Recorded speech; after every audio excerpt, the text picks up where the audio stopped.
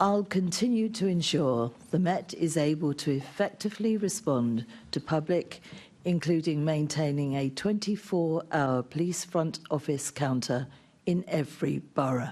Each borough will have at least one 24/7 front counter. Now, that's what the Police and Crime Commissioner, our Mayor, said. You're the Deputy Mayor.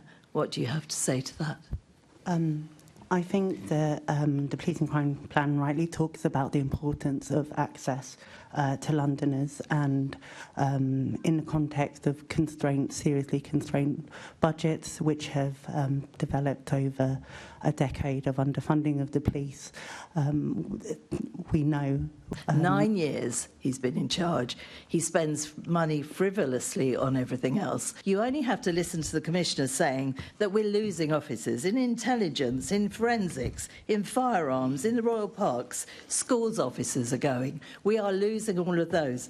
The Commissioner is saying that it's a reduced size business, if you like. We can't afford to have a reduced size police service. So have you actually asked the Mayor to put more of his money, he's part of his £21 billion budget, have you asked him to put yet more money into the police service? So, Deputy Mayor, to come to you first, you've already told us, we've already established, you have no idea how many people use police stations.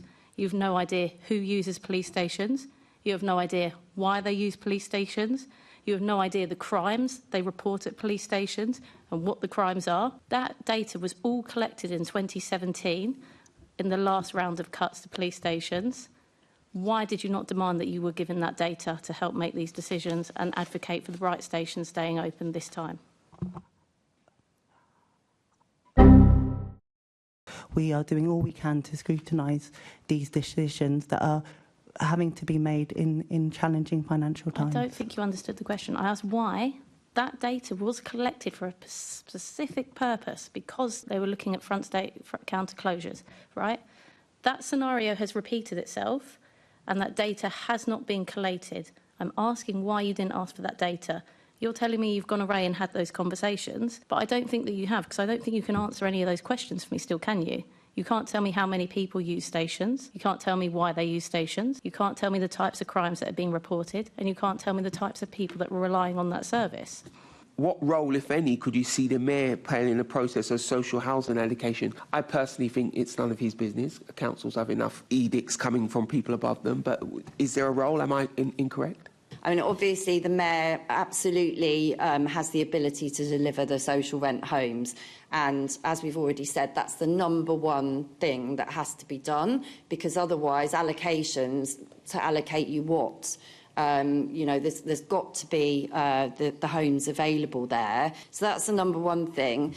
The second thing is that the homes that are delivered have got to be the sort of homes that are needed to get households out of homelessness. And as I mentioned at the start, 50,000 nearly families who are accommodated in temporary accommodation. You know, we see families that have spent 10 years in temporary accommodation. So if your child was 3 when you entered temporary accommodation, they're already well into secondary school, you're still there, and they'll be getting to adulthood. That's their whole childhood. So those homes that the Mayor delivers have got to be the homes that are needed to get households out of temporary accommodation. So we're talking about family homes in the areas with the most numbers of people in temporary accommodation.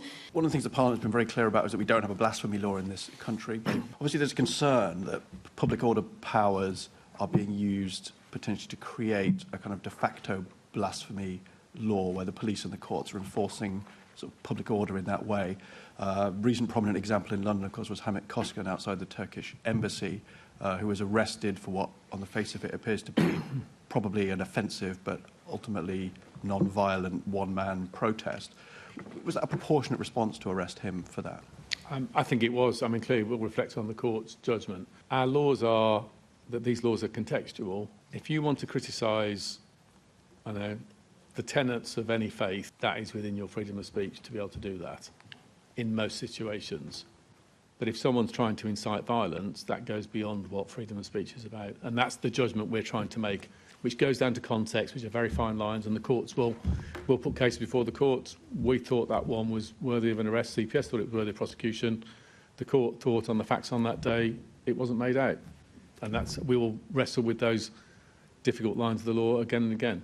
Is it a case that Heathrow is a hub airport, or does it just self-ID as a hub airport? Because when you look at global competition, when you look at global competition, international hub airports tend to have at least 4 runways and offer more than that.